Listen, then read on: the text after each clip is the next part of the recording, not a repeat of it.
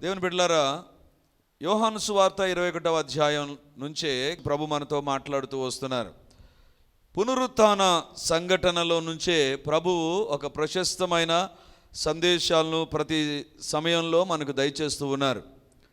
పునరుత్థానాన్ని ఒక్కరోజుతో ముగించేటువంటి విషయం కాదు అని నేను మాటికి చెబుతున్నాను.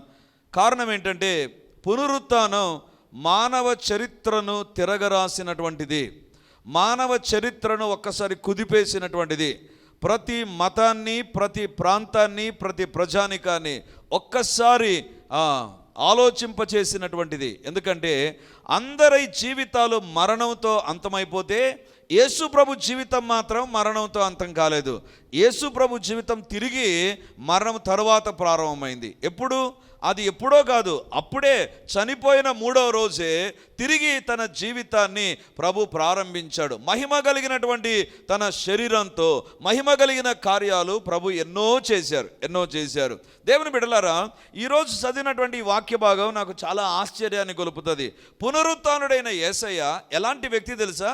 బైబిలే చెప్తుంది, ఆయన శరీరము ప్రభావం కలిగినటువంటిది. అందుకే యేసు ప్రభు యొక్క శరీరానికి గోడలు కానీ పరిస్థితులు కానీ అడ్డంకుగా మారలే. శిష్యులందరూ తలుపులు కిటికీలు మూసుకొని ఉండగా యేసు తానే వచ్చి వారి మధ్య నిలిచి వారితో మాట్లాడాడు. తన శరీరాన్ని చూపించాడు. అది ఎలాంటి శరీరం తెలుసా? It is beyond our human knowledge. మన యొక్క మానవ జ్ఞానానికి గొప్పదైనటువంటిది.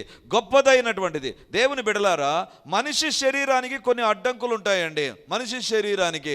కానీ దేవుని యొక్క శరీరం అంటే యేసు ప్రభు యొక్క శరీరం, మానవ శరీరం ఎప్పుడైతే మహిమ శరీరంగా మారిందో, ఆ మహిమ కలిగిన దేవుని యొక్క శరీరం యొక్క ప్రభావం ఎంత అంటే వర్ణించలేం. చాలా గొప్పదైనటువంటి శక్తి కలిగినటువంటిది దేవుని యొక్క శరీరం అండి. అందుకే యేసు ప్రభు శరీరంలో గాయాలు ఉన్నాయి. అవి మానకున్న యేసు ప్రభు శరీరానికి ఏం కాలేదండి. ఆ గాయాల్లో నుంచి రక్తం బయటికి రావాలి, కానీ రక్తం బయటికి రావడం లేదు. ఎందుకంటే మహిమ శరీరాల్లో రక్తం ఉండదు. అందుకే యేసు ప్రభు శరీరంలో చేతులకు వేలకు గాయాలు ఉన్నాయి, చేతికి కాళ్ళకు గాయాలు ఉన్నాయి. కానీ ఆ గాయాల్లో నుంచి రక్తం కానీ ఏది కూడా స్రవించకుండా ఉంది. ఎందుకంటే that's not a human body. అది మానవ శరీరం కాదు. మానవ శరీరానికి ఒక చిన్న పేడు గుచ్చుకుంటానే వెంటనే రక్తం బయటకు వస్తుంది. మరి గాయం ఉంది, ప్రక్కన బల్లెవుతో పోల్చిన పోటు ఉంది. తర్వాత యేసు ప్రభు యొక్క చేతులు, వేళ్లకు మేకులు, వీపు గాయాలు, శరీరం అంతా గాయాలు, తలకు గాయాలు, ఇన్ని గాయాలు ఉండగా రక్తం రాకుండా ఎందుకుంది? అది మామూలు శరీరం కాదు, అది మహిమ కలిగిన శరీరం. మరి శరీరం మహిమ కలిగింది, దేవుని కార్యాలు మహిమ కలిగిన కార్యాలే. ఎన్నో సూచక్రియలు శిష్యుల కోసం చేశాడు. అంటే తాను భూలోకంలో జీవించినప్పుడు ఎన్నో కార్యాలు చేశాడు, ఇప్పుడు పునరుద్ధరుడై తిరిగి లేచిన తర్వాత కూడా ఎన్నో కార్యాలు చేశాడు. అంటే యేసు ప్రభు శరీరం కొంచెమైనా తగ్గలేదు. మరి అలాంటి దేవుడు ఎక్కడ నిలబడ్డాడంట? చాలా ఆశ్చర్యం వేసింది నాకు. 21వ అధ్యాయము 4వ వచనం, సూర్యోదయం అగుతుండగా రాజప్రసాదంలో నిలబడ్డాడు అని లేదు. సూర్యోదయం అవుతుండగా తాను అందరి మధ్య, ప్రజల మధ్య, వేలాది మంది ప్రజలద్ద లేడు. సూర్యోదయం అగుతుండగా యేసు ధరిని నిలిచి అంటే గలిలయ సముద్ర తీరము దగ్గర యేసుప్రభు నిలిచాడంట. వాక్యం వింటున్నటువంటి దేవుని బిడ్డలారా, యేసు ప్రభు అంత శక్తి కలిగిన దేవుడైనా, అంత ప్రభావం కలిగిన శరీరం కలిగినప్పటికైనా, యేసు ప్రభు శరీరంలో ఏ మాత్రము శక్తి తగ్గకుండా, ఏ మాత్రము ప్రభావం తగ్గకుండా, ఏ మాత్రము యేసు ప్రభు యొక్క మహిమ తగ్గకుండా ఉండగా, యేసు ప్రభు ఏంటి సముద్ర తీరాన్ని నిలబడ్డాడు, లేదా గన్నేసరతు సరస్సు తీరాన్ని నిలబడ్డాడు. అక్కడ నిలబడ్డం ఏంటి దేవుని బిడ్డలారా? అదే ఈరోజు దేవుడు మనతో మాట్లాడబోతున్నాడు. మనకు తెలుసు, ఈ మొదటి వచనం నుంచి చదువుకుంటే యేసు ప్రభు శిష్యులు ఏం చేశారు? ఒక 7 మంది కలిసి చేపలు పట్టడానికి ఆ సముద్రంలోకి వెళ్ళారు. రాత్రంతా చేపలు పట్టారు, కానీ ఒక్క చేప కూడా వారికి దొరకలేదు. ఇక ఉదయం తెల్లవారుతుంది. ఇక అనుకున్నారు, ఇక సముద్రంలోంచి బయటికి రావాలి. బయటికి వస్తుండగా ఎక్కడ వాళ్ళు బయటికి రాబోతున్నారో అదే స్థలానికి ఎదురుగా ప్రభు నిలబడి ఉన్నాడండి. దేవుని బిడ్డలారా, ఎంత దగ్గరలో యేసు ప్రభు ఉన్నాడంటే, యేసు ప్రభు మాట్లాడితే సముద్రంలో చేపలు పట్టే పేతురుకైనా, లేకపోతే తోమాకైనా, లేకపోతే జెబెదయి కుమారులకైనా, నతనీయేలుకైనా ఇవన్నీ బాగా తెలుసు. అంటే వినబడేంత దగ్గరలోకి ప్రభు వచ్చాడు. దేవుని బిడ్డలారా, ఈరోజు దేవుడు మనతో మాట్లాడేటువంటి సందేశం ఏంటంటే, పునరుత్థానుడైన యేసయ్యకు నీ గురించి బాగా తెలుసు, జాగ్రత్త. పునరుత్థానుడైన యేసయ్యకు నీ గురించి బాగా తెలుసు, జాగ్రత్త. బాగా తెలుసు. ఎంత బాగా తెలుసు అంటే, ఏ ప్రదేశంలో వాళ్ళు చేపలు పడుతున్నారు, ఏ ప్రదేశం దగ్గరకు వచ్చి మాట్లాడితే వారికి వినపడుతుంది అనేటువంటిది తెలుసు. అందుకే అక్కడికి వచ్చి నిలబడ్డాడు. పునరుత్థానుడైన యేసయ్యకు నీ గురించి బాగా తెలుసు. నీ యొక్క స్థలం ఏంటిది, నువ్వు ఎక్కడ ఉన్నావు, ఏం చేస్తున్నావు అనేటువంటిది బాగా తెలుసు. అందుకే మొదటి పాయింట్లోకి వస్తాను. యేసు ప్రభుకు నీ వేరబౌట్స్ తెలుసు. నువ్వు ఎక్కడ ఉన్నావు, ఎలాంటి పరిస్థితుల్లో ఉన్నావు, అది సముద్రంలో ఉన్నావా, బయట ఉన్నావా, చేపలు పట్టడానికి వెళ్ళావా, రూమ్లో ఉన్నావా, ఎక్కడున్నావో పునరుత్థానుడైన యేసయ్యకు తెలుసు. పునరుత్థానుడైనటువంటి యేసయ్యకు తెలుసు. దేవుని బిడ్డలారా, మనం ఇప్పుడు ఎక్కువగా వాడేటువంటిది GPS వాడతాం, గూగుల్ మ్యాప్స్ వాడతాం. ప్రయాణం చేసేటప్పుడు గూగుల్ మ్యాప్స్ వాడతాం. అవి ఏం చూపిస్తాయి అంటే, గూగుల్ మ్యాప్స్ అన్నీ కూడా భూమి పైన నువ్వు ఎక్కడెక్కడ తిరగాల్సింది చూపిస్తుందండి. ఒకవేళ నేను సముద్రం పైకి వెళ్ళాను అనుకో, గూగుల్ మ్యాప్స్ పనిచేస్తుందో లేదో మరి. ఒకవేళ నేను ఆకాశంలో ఎగురుతున్నాను అనుకో, దానికి మరొక మ్యాప్ కావాలి, మరొక మ్యాప్ కావాలి. అంటే విమానాలను నడిపే వారికి అది వేరే సిస్టమ్ ఒకటి ఉంటుందండి. ఒక రాకెట్ వెళుతుందా, దాన్ని కనుక్కోవడానికి ఇంకోటి కావాలి. దేవుని బిడ్డలారా, పునరుత్థానుడైన యేసయ్యకు GPS అవసరంలా. ఆయన శక్తి ఎలాంటిది తెలుసా? He knows the wear abouts of 7 people. 7 మంది ఎక్కడ ఉన్నారో వాళ్ళని గురించి బాగా తెలుసు. అందుకే యేసుప్రభువు వాళ్ళ దగ్గరకు వచ్చాడు. పునరుత్థానుడైన యేసయ్య చెప్పే సందేశం ఏంటి తెలుసా? ఎవరు నీ దేవుడు తెలుసా? నీ గురించి ఆయనకు తెలిసినంతగా ఇంకెవరికి తెలియదు. ఇంకొక విషయం చెప్పనా, నీ గురించి నీకు తెలిసేదానికంటే ఆయనకి సూపర్గా తెలుసు, ఆయనకి ఇంకా బాగా తెలుసు. దేవుని బిడ్డలారా, ఆయన ఎంత తెలుసు అంటే, దేవుని యొక్క శక్తి ఎలాంటిది అంటే, ఆయన సముద్రం దగ్గర నిలబడ్డాడు. ఏ సముద్రం దగ్గర నిలబడ్డాడు? శిష్యులు ఎక్కడైతే ఖాళీ వనరులతో ఉన్నారో, ఖాళీ దోణతో ఉన్నారో, అక్కడే యేసుప్రభు ఉంటున్నాడు. ఎక్కడ నుంచి వాళ్ళు బయటకు వస్తారో అదే స్పాట్లో ఉన్నాడు. వెతకడంలో యేసుప్రభు కరెక్ట్గా అదే స్పాట్లోకి వెళ్ళిపోయాడు. ఎవరు నీ దేవుడు తెలుసా? పునరుత్థానుడైన యేసయ్యకు నీ గురించి బాగా తెలుసు, నీ గురించి బాగా తెలుసు. దేవుని బిడ్డలారా, ఎంత బాగా తెలుసు అంటే, ఒకవేళ మీరు అనుకోవచ్చు, అదేంటి బయట నిలబడినప్పుడు లోపల ఉండేటువంటి దోణి కనబడుతుంది. మరి అదే యేసు ప్రభు ఆయన సజీవుడుగా ఉన్నప్పుడు సముద్రం మధ్య వాళ్ళు దోణి ఆ యొక్క అలల చేత కొట్టబడుచు చచ్చిపోతాం అనేటువంటి పరిస్థితులు ఉన్నప్పుడు వాళ్ళని వెతుక్కుంటూ వాళ్ళ దగ్గరికి రాలేదా? వాళ్ళ దగ్గరికి నేరుగా రాలేదా? కష్టపడ్డాడు ఏమన్నా వారి దగ్గరికి రావడానికి? అది నార్మల్ వెదర్ అయినా, లేకపోతే సముద్ర తీరం అయినా, లేకపోతే టర్బులెంట్ వెదర్ అయినా, భయంకరమైన వాతావరణ పరిస్థితి అయినా, ఒకటి మాత్రం వాస్తవం, యేసు ప్రభుకు నీ గురించి బాగా తెలుసు. పునరుత్థానుడైన యేసయ్యకు నీ గురించి బాగా తెలుసు. నువ్వు ఏ స్థలంలో ఉన్నావు, ఏ పరిస్థితుల్లో ఉన్నావు, ఎలాంటి స్థితిగతుల్లో ఉన్నావు, హీ నోస్ ప్రెటీ వెల్. ఇంకొక విషయం చెప్పనా, నీకు తెలిసిన దానికంటే నీ దేవునికే ఎక్కువ తెలుసు. నీ గురించి నీకు తెలిసిన దానికంటే. అందుకే మత్తయి సువార్త 10వ అధ్యాయం 30వ వచనం చూడండి. అక్కడ యేసు ప్రభుకి ఎంత బాగా తెలుసో నీ గురించి అనేటువంటిది మనం చూడగలం. మత్తయి సువార్త 10వ అధ్యాయం 30వ వచనం. మీ తల వెంట్రుకలన్నీ లెక్కింపబడి ఉన్నవి కనుక మీరు భయపడకుడి, మీరు అనేకమైన పిచ్చుకల కంటే శ్రేష్ఠులు. పురుషుల తల వెంట్రుకలు ఇట్లా పట్టుకొని ఎంచుకోవచ్చు, 1, 2, 3. స్త్రీల తల వెంట్రుకలు ఇంత పొడుగుంటాయి. ఎంచాలంటే ఎంత కష్టం? కష్టం కాదంట. మీ తల వెంట్రుకలన్నీ లెక్కింపబడి ఉన్నవి. ఒకవేళ ఈరోజు నువ్వు తల దూకుంటూ ఎన్ని వెంట్రుకలు కింద పడ్డాయో నీకు తెలియకపోవచ్చు, కానీ ఈ దేవునికి నీ తల వెంట్రుకలు కూడా తెలుసట. ఎన్ని ఉన్నాయి ప్రజెంట్ నీ తలపైన, ఎన్ని వెంట్రుకలు ఉన్నాయి దేవునికి తెలుసు. అంటే నీకు పొడుగైన వెంట్రుకలే తెలుసు, పెరుగుతున్న వెంట్రుకలు తెలియదు, మొలకెత్తినటువంటి వెంట్రుకలు తెలియదు, అప్పుడప్పుడే బయటకు వచ్చేటువంటి వెంట్రుకలు తెలియదు. నీ గురించి నీకు తెలిసిన దానికంటే నీ దేవునికి బాగా తెలుసు. దేవుని బిడ్డలారా, పునరుత్థానుడైన యేసయ్య ఎక్కడ వాళ్ళు ఫెయిల్యూర్ అయిపోయారో అక్కడే నిలబడుకున్నాడు. ఉదయం అవుతున్నగానే ధరిని నిలిచి దేవుడు ఎలాంటి దేవుడు అండి? నీ యొక్క తల వెంట్రుకలు, నీకు తెలియని విషయాలు ఆయనకు క్షుణ్ణంగా తెలుసు. ఇంకొక మాట చెప్తాను, నీ కుటుంబాన్ని గురించి కూడా దేవునికి ఇంకా బాగా తెలుసు. నీకు తెలిసిన దానికంటే నీ భర్తకు నీ గురించి తెలిసింది చాలా తక్కువ, లేకపోతే భార్యకు భర్తను గురించి తెలిసింది తక్కువ, భర్తకు భార్యను గురించి తెలిసింది తక్కువ, భర్తకు పిల్లల గురించి తెలిసింది తక్కువ, తల్లిదండ్రులకు పిల్లల గురించి తెలిసింది తక్కువ. కానీ దేవునికి చాలా బాగా తెలుసు అండి, చాలా బాగా తెలుసు. చాలా బాగా తెలుసు. నువ్వు చర్చికి వచ్చి చర్చిలోకి రాకుండా బయట ఉన్నావా? ఎక్కడున్నావు? వ్యవహారం పట్టించావా? బయట ఏమైనా సమయాన్ని వ్యర్థంగా గడుపుతున్నావా?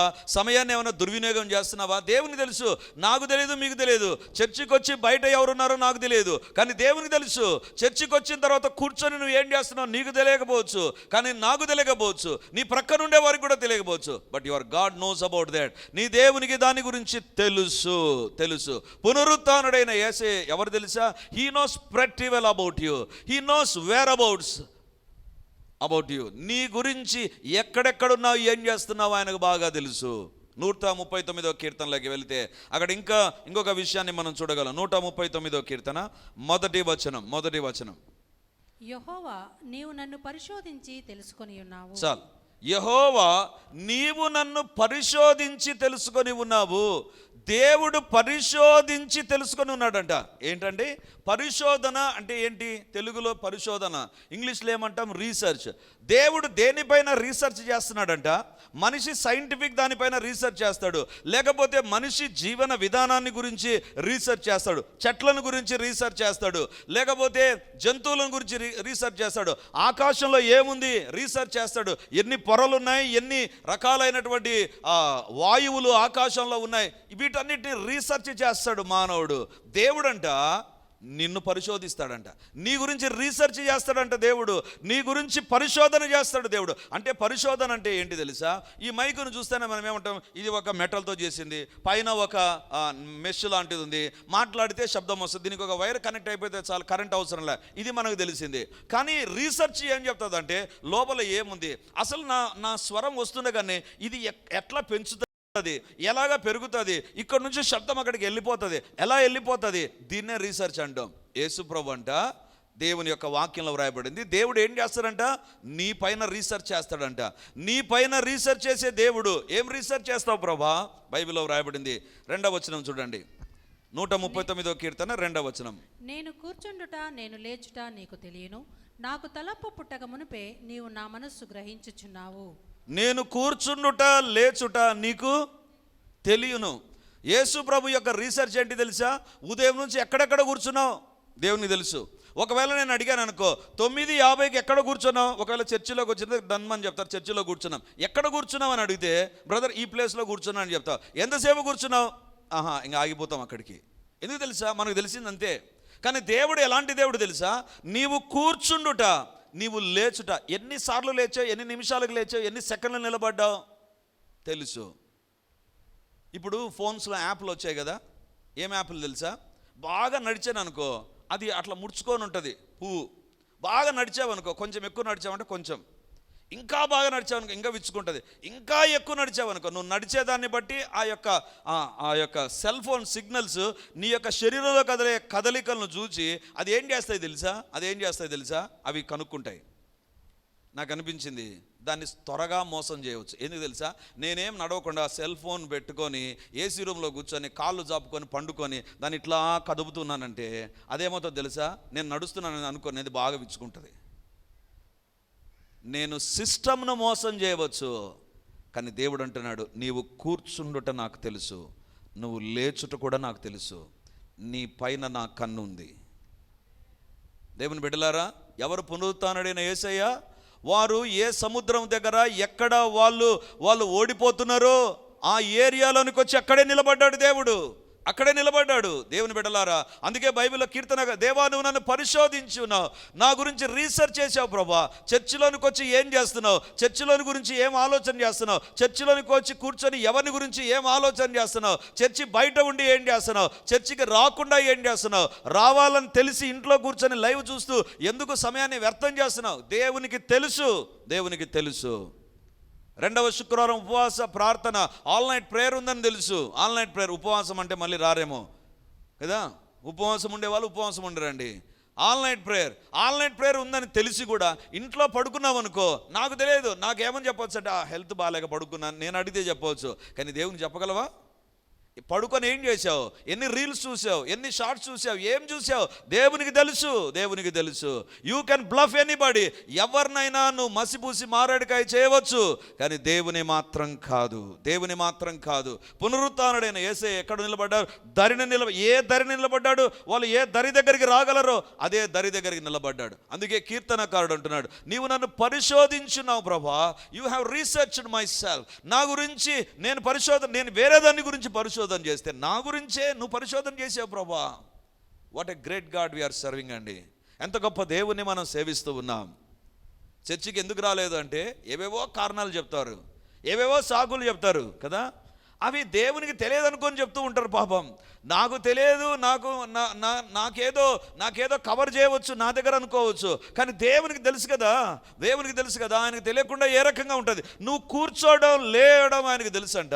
ఇంకా బైబిల్లో ఏమంది చూడండి, నేను కూర్చుండటం నేను లేచుట నీకు తెలియను, నాకు తలంపు పుట్టక మునిపే నీవు మనస్సు గ్రహించుచున్నావు. నా మనస్సు అసలు తలంపు నీకు రాకముందే, ఈరోజు ప్రేరుకు పోవాలనే తలంపు రాకముందే అది దేవునికి తెలుసు అంట.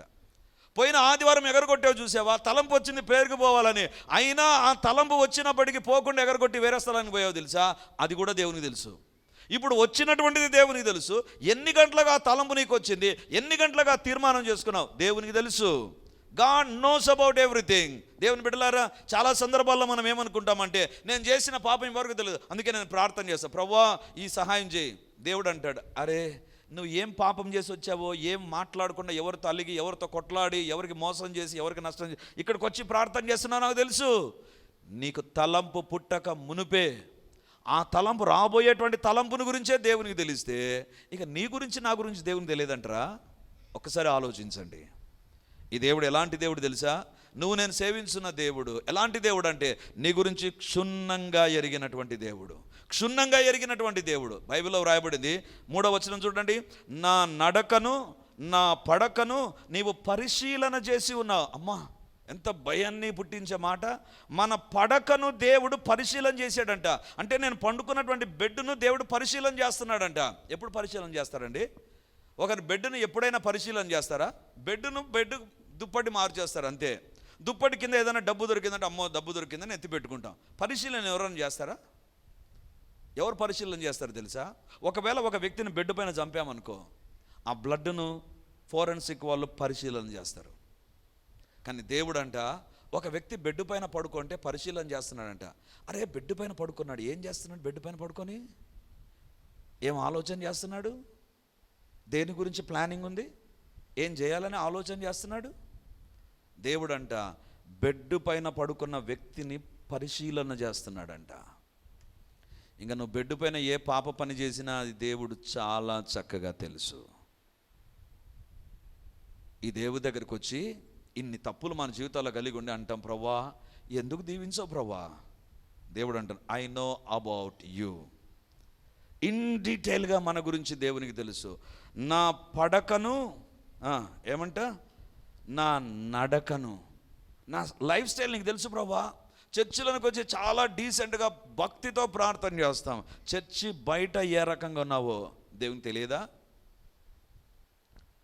పెట్రోల్ బంకుల దగ్గర అక్కడక్కడ ఈ నోటీస్ బోర్డు కనపడుతుంది, నిరంతరము మిమ్మల్ని చూచే నేత్రం ఉంది. నాకు అనిపించింది, ఎవరు చూస్తారబ్బా రాత్రింపగలు మనల్ని?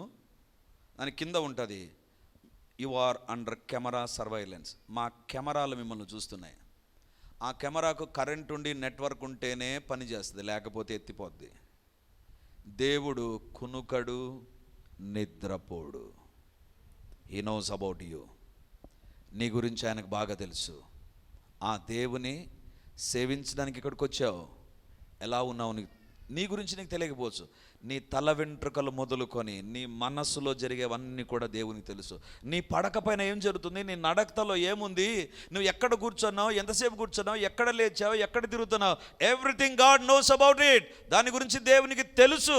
ఒక్కరోజు దేవుడు తన పుస్తకాన్ని నీ దగ్గర పెట్టాడు, ఈ సమయం ఇన్ని గంటలకు ఏం చేశాను అని అడిగితే జవాబు చెప్పగలిగిన వ్యక్తిగా నువ్వు ఉంటే దేవునికి స్తోత్రం. లేకపోతే ఈ పునరుత్థానుడైన యేసయ్య ఒకానొక రోజు తీర్పు తీర్చడానికి నీ దగ్గర నిలబడతాడు. సుధీర్, సాయంత్రం ఆదివారం 7 నుంచి 9 గంటల వరకు సూపర్గా ఉన్నావు, స్టేజ్ పైన వాక్యాన్ని అందించావు. 10 గంటలకు ఏం చేసావు, 11కి ఏం చేసావు, ఉదయాన్నే ఏం చేసావు, జూమ్ ప్రేయర్ ఉంది ఏం చేసావు, ఆల్ నైట్ ప్రేయర్ ఉంది ఏం చేయబోతున్నావు, ఏం చేస్తున్నావు, దేవునికి తెలుసు. ఈరోజు దేవుడు అంటున్నాడు, వాళ్ళు ఏ సముద్రంలో ఉన్నారో, ఎక్కడ చేపలు పడుతున్నారో. గలిలే సముద్రం చాలా పెద్దదండి, చాలా పెద్దది. తిబెరే సముద్రం అన్న గలిలే సముద్రం ఒకటే. ఎక్కడ వాళ్ళు ఉన్నారో అక్కడికి వచ్చి యేసు ప్రభు నిలబడ్డాడు. హీ నోస్ అబౌట్ యూ, నీ గురించి ఆయనకు తెలుసు. రెండవదిగా ఏం తెలుసు ప్రభువుకు? యోహాను సువార్త 21వ అధ్యాయం 3వ వచనం. సీమోను పేతురు, నేను చేపలు పట్టబోదని వారితో అనగా, వారు మేమును నీతో కూడా వచ్చేదమనిరి. వారు వెళ్ళి దోణి ఎక్కిరి, కానీ ఆ రాత్రి ఏమీయూ పట్టలేదు. ఆ రాత్రి ఏమీయూ పట్టలేదు. ఎన్ని రాత్రులు అయిపోయాయండి. యేసు ప్రభు సమాధిని గెలిచి తిరిగి లేచాడు. ఆదివారం రాత్రి అయిపోయింది. ఒకవేళ ఇది సోమవారమో మంగళవారం ఎప్పుడు జరిగిందో ఎగ్జాక్ట్గా we don't know about that. ఎన్ని రోజులు జరిగిందో మాకు తెలియదు. ఎన్నో రాత్రులు అయిపోయాయి. అనుకున్న ఒకటి కంటే ఎక్కువ రాత్రులు అయిపోయి ఉంటాయి. ఆ రాత్రి చేపలు పట్టలేదు వాళ్ళు. మరి ఏ చేపలు పట్టనటువంటి రాత్రి ఉందో అదే తెల్లవారుజామున, మరుసటి తెల్లవారుజామున యేసుప్రభు అక్కడికి వచ్చి నిలబడ్డాడు. అంటే మిగిలిన తెల్లవారుజామున ఎందుకు రాలేదు ప్రభువా నువ్వు అంటే, ప్రభు ఏమంటాడు తెలుసా? మిగిలిన తెల్లవారుజామున నేను రాలేదు ఎందుకు తెలుసా? మిగిలిన ముందు రోజుల్లో వాళ్ళు ఎప్పుడు ఫెయిల్యూర్ గుండా వెళ్ళాల. ఇది ఫస్ట్ టైం. ప్రతి రాత్రి వాళ్ళ జీవితంలో మంచి రాత్రే, ప్రతి రాత్రి నాతో ఉన్నప్పుడు అద్భుతమైన రాత్రే, లేదా నేను శిలోపైకి వెళ్ళిన తర్వాత వాళ్ళకు దుఃఖకరమైన రాత్రే, దుఃఖమునిది. కానీ ఇప్పుడు ఒక ఫెయిల్యూర్ గుండా వాళ్ళు వెళుతుంటున్నారు. అందుకే యేసు ప్రభు ధరిని నిలిచాడు. యేసుప్రభు ఎవరు తెలుసా? నీ గురించి తెలిసిన వ్యక్తే కాదు, నీ యొక్క ఫెయిల్యూర్ గురించి కూడా ఆయనకు తెలుసు. ఎక్కడ నువ్వు ఓడిపోతున్నావో ఆయనకు తెలుసు, ఎక్కడ నీవు చెతికలబడుతున్నావో తెలుసు, ఎక్కడ నీ జీవితంలో ప్రయత్నం చేసి విఫలమవుతున్నావో తెలుసు, దేవుని కోసం ఎక్కడ ఏ ఏరియాలో పరిశుద్ధంగా జీవించలేక ఫెయిల్యూర్ అవుతున్నావో తెలుసు, ఎక్కడ నీ ప్రయత్నాలు విఫలమవుతున్నాయో దేవునికి తెలుసు, ఎక్కడ నీ ప్రార్థనలకు జవాబు రాకుండా నువ్వు భగ్న హృదయుడుగా ఉన్నావో అది కూడా దేవునికి తెలుసు. He knows about your failures. నీ యొక్క ఓటమి దేవునికి తెలుసు. ఎక్కడ ఓడిపోతున్నావు? వాళ్ళు బయట ఓడిపోలేదు, సముద్రములో చేపలు పట్టేది ఎవరికి తెలియదండి. ఎందుకంటే అందరూ సముద్రం బయట ఉన్నారు. ఒక్క దేవునికే తెలుసు. అందుకే ఆయన వచ్చి అక్కడ నిలబడ్డాడు. వాక్యం వింటున్నటువంటి దేవుని బిడ్డలారా, ఎవరు యేసు ప్రభు తెలుసా? He knows about your failure. నువ్వు ఎక్కడ ఓడిపోతున్నావో దేవునికి తెలుసు. దేవుని బిడ్డలారా, పునరుత్థానుడైన యేసయ్య ఎందుకు ధరణి నిలిచాడు తెలుసా? వాళ్ళు ఒక ఫెయిల్యూర్లో ఉన్నారు. ఆ ఫెయిల్యూర్ను ఎవరు కూడా మార్చలేరు. చేపలు దొరకలేదు అంటే ఎవరు మార్చగలరండి? చేపలు రాలేదు అంటే ఎవరు మార్చగలరు? చేపలు వలలోకి రాలేదంటే ఎవరేం చేయగలరు చెప్పండి? విజిలేసి పోలీసు వాళ్ళు వచ్చి ఏమైనా అక్కడ హంగామా చేస్తే చేపలు వస్తాయా? రావే. చేపలు రాలేవు అక్కడికి. చేపలను ఎవరు తీసుకురాలేరు. ఆ ఫెయిల్యూర్ ఎవరు మార్చలేరు. ఒకవేళ సబ్జెక్ట్లో ఫెయిల్ అయితే నెక్స్ట్ ఇయర్ ఉంది, లేకపోతే సప్లిమెంటరీ ఉంటుంది, లేకపోతే మళ్ళీ నెక్స్ట్ సెమిస్టర్ ఉంటుంది, నెక్స్ట్ ఇయర్ ఉంటుంది, నెక్స్ట్ ఛాన్స్ ఉంటుంది. ఈ రాత్రి చేపలు రాకపోతే మళ్ళీ ఎప్పుడు వస్తాయండి? మళ్ళీ ఆ చేపలను అదే రోజు అక్కడికే తీసుకురాగలిగిన వ్యక్తులు ఎవరైనా ఉన్నారా? లేరే. అందుకే వాళ్ళ ఫెయిల్యూర్లో యేసుప్రభు వాళ్ళ దగ్గరికి వచ్చాడు. ఎవరు యేసుప్రభు తెలుసా? నీ ఫెయిల్యూర్లో నీ దగ్గరికి వస్తాడు. పునరుత్థానుడైన యేసయ్యకి ఏం తెలుసు అంటే, he knows about you pretty well. నీ గురించి క్షుణ్ణంగా తెలుసు. That is number 1. నీ యొక్క ఓటమి కూడా ఆయనకు తెలుసు. ఎలా ఓడిపోతున్నావు, దేన్ని బట్టి ఓడిపోతున్నావు, ఎవరిని బట్టి ఓడిపోతున్నావు, ఏ పరిస్థితిని బట్టి ఓడిపోతున్నావు, ఏ ఆలోచనలు బట్టి ఓడిపోతున్నావు, ఏ స్నేహాన్ని బట్టి ఓడిపోతున్నావు, ఏ కోరికను బట్టి ఓడిపోతున్నావు దేవునికి తెలుసు. అందుకే ఈరోజు నీతో మాట్లాడుతుంటున్నాడు. దేవుని బిడ్డలారా, అసలు అందరికంటే సక్సెస్ఫుల్ ఎవరు తెలుసా? బైబిల్ గ్రంథంలో నాకు అనిపిస్తుంది. చూడండి, ఒక వ్యక్తిని మీకు చూపిస్తాను. నిర్గమాకాండం 3వ అధ్యాయం 11వ వచనాన్ని చదువుకుందాం. అందుకు మోషే, నేను ఫరో యొద్దకు వెళ్ళుటకును ఇజ్రాయేలును ఐగుప్తులో నుండి తోడుకొని పోవుటకును ఎంతటి వాడనని దేవునితో అనగా మోషే దేవునితో చెప్పేటువంటి మాట. దేవుడే వచ్చి చెప్తాడు, మోషే నిన్ను ఒక నాయకునిగా పెడతాను, నీవు ఇశ్రాయేలులను బయటికి తీసుకొని వస్తావు మోషే అని చెప్తే, మోషే ఏమంటున్నాడండి? నేను ఎంతటి వాడని అంటున్నాడు. నాకు అనిపించింది ఆ పదం ఎందుకు వాడాడు, ఎంతటి వాడనని. అసలు మోషే ఎవరు తెలుసా? బైబిలే చెప్తుంది, సకల విద్యలు ఐగుప్తులో నేర్చుకున్నాడంట. సకల విద్యలు. ఇప్పుడు ఒకవేళ నేను అన్నాను అనుకో, అమ్మ మీకు అందరికి వంట వస్తుంది కదా, వంటలు అన్నీ వస్తాయి మీరేమంటారు తెలుసా? Out of syllabus. కొన్నే వస్తాయి, మేము రోజు ఏం చేసుకుంటాం అదే వస్తాయి. మోషే కంట సకల విద్యలు వస్తాయంట. అంటే వంట వస్తుందంటే సూపర్గా వంట వండుతాడు. కత్తి యుద్ధం వస్తుందంటే వస్తుంది, గుర్రపు స్వారీ వస్తుందంటే సకల విద్యలు బైబిలే చెప్తుంది. Most successful person. ఇంకొక మాటలో చెప్పాలన్నా, సింపుల్గా చెప్పడానికి మీకు అర్థం కావడానికి చెప్తాను. ఒకవేళ మోషేని అడిగాము, బిఏ చదివాను, బీకామ్ చదివాను, బీకామ్ కంప్యూటర్ చదివాను. మోషే అంటాడు, నాకు తెలియని సబ్జెక్ట్ లేదు, ఐ హ్యావ్ స్టడీడ్ ఎవ్రీథింగ్. ఇప్పుడు ఆ మోషే అని దేవుడు అంటున్నాడు, రా మోషే ఐగుప్తులో నుంచి ప్రజలను విడిపించిన. మోషే అంటున్నాడు, నేను ఎంతటి వాడను. ఎందుకు తెలుసు ఆ మాట అన్నాడు? మోషే అదే అనుకున్నాడు, నాకు తెలియనిది ఏముంది, నాకు అన్నీ తెలుసు, ఫరో తెలుసు, ఫరో కుమార్తె తెలుసు, విద్యలు తెలుసు, అన్నీ తెలుసు. కానీ ఇద్దరు కొట్లాడుకుంటుంటే వాళ్ళ దగ్గరకు వచ్చి ఒక వ్యక్తి పక్షాన నిలబడి ఒక వ్యక్తిని కొట్టి చంపి ఇంకొక వ్యక్తిని విడిపిస్తే ఆయన పోయి ఏం చెప్పాడు తెలుసా? నన్ను విడిపించాడని చెప్పాలా, పోయి ఏం చెప్పాడు తెలుసా? వాడిని చంపేశాడని చెప్పాడు. మోషే రక్షించాడని చెప్పాలా, మోషే హంతకుడని చెప్పాడండి. హంతకుడని చెప్తే అందరూ మోషేని ఎట్లా చూశారంటే విడిపించిన వ్యక్తిగా చూడలా, హంతకునిగా చూచారు. అంటే ఏమని చెప్తుంది తెలుసా? మోషేకు సకల విద్యలు ఉన్నాయి, ఇంకొక విద్య కూడా ఉంది, చంపే విద్య కూడా తెలుసు మోషేకు. అందుకే మోషే అన్నాడు, వద్దు ప్రభా, నేను ట్రై చేశాను, ఫెయిల్ అయిపోయాను ప్రభా, నాకొద్దు. అందుకే ఫెయిల్యూర్తో బాధపడుతున్నటువంటి మోషే దగ్గరికి దేవుడు వచ్చి అంటున్నాడు, మోషే రా మోషే, యు ఆర్ ఫెయిల్యూర్, నీ ఫెయిల్యూర్ నాకు తెలుసు మోషే. ఎక్కడ ఫెయిల్ అయిపోయా నాకు తెలుసు, ఎందుకు ఫెయిల్ అయిపోయా నాకు తెలుసు, ఏ పరిస్థితిని బట్టి ఫెయిల్ అయిపోయా నాకు తెలుసు. నువ్వు చాలా విర్రవీగావు, నాకు తెలియంది ఏముంది అనుకొని విర్రవీగావు. నీ గర్వమే నిన్ను ఒక ఫెయిల్యూర్లోనికి నడిపించి, ఇప్పుడు రా, నేను నీకు విజయం ఇస్తా. హల్లెలూయా, హల్లెలూయా. గొప్ప దేవానికి వందనాలు, మహిమ కలిగినటువంటి దేవానికి స్తోత్రాలు, సజీవుడమైనటువంటి దేవానికి వందనాలు, సర్వాధికారివైన దేవానికి స్తోత్రాలు. హల్లెలూయా, హల్లెలూయా. పునరుత్థానుడవైన దేవుడవు మీరే ప్రభా, మా కొరకునైనా మా గురించి సమస్తాన్ని ఎరిగిన దేవుడవు ప్రభా. మాకు మీ గురించి తెలిసింది చాలా తక్కువే, కానీ మీకు మా గురించి సమస్తము తెలుసు ప్రభా, సమస్తము తెలుసు నాయనా. తండ్రి, మేము ఎవరినైనా మోసం చేయగలం కానీ నిన్ను మోసం చేయలేం ప్రభా, నిన్ను మోసం చేయలేం ప్రభా. అందుకే ఈరోజు సూటిగా మాతో మాట్లాడి ఉండగా మా హృదయంలో ఒక భయాన్ని పుట్టించావు ప్రభా. మీరు సమస్తాన్ని చూస్తున్నారు నాయన, సమస్తాన్ని చూస్తున్నారు ప్రభా. నీ సిలువ రక్తము మమ్మల్ని కడుగునుగాక. ఎక్కడ ఏ తప్పు చేసామో, ఎక్కడ ఏ వ్యతిరేకమైన కార్యాలు చేసామో, నీ రక్తము కడుగునుగాక, మీ రక్తము కడుగునుగాక.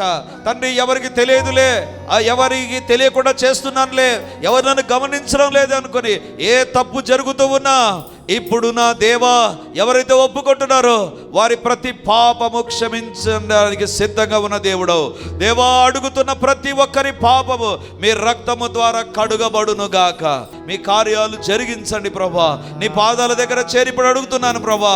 మా సమస్యలు తెలుసు, మా పోరాటాలు తెలుసు, మా ఓటమి తెలుసు, మా సందేహాలు తెలుసు, మా అనుమానాలు తెలుసు, మా ఆకలి తెలిసిన దేవా, మా జీవితాల్లో మీరు తప్ప మాకు సహాయం చేయడానికి ఎవరు లేరు ప్రభా. ప్రతి పరిస్థితిలో సహాయం చేయగలిగిన దేవుడు మీరే ప్రభా. కాబట్టి ఇప్పుడు అడుగుతున్నాను దేవా, మీ సహాయం మాకు కలుగునుగాక. దేవుని యొక్క సహాయం ఇప్పుడు కలుగునుగాక.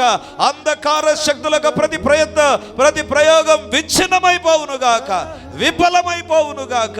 దైవ కార్యములు జరుగునుగాక, దైవ కార్యములు జరుగునుగాక.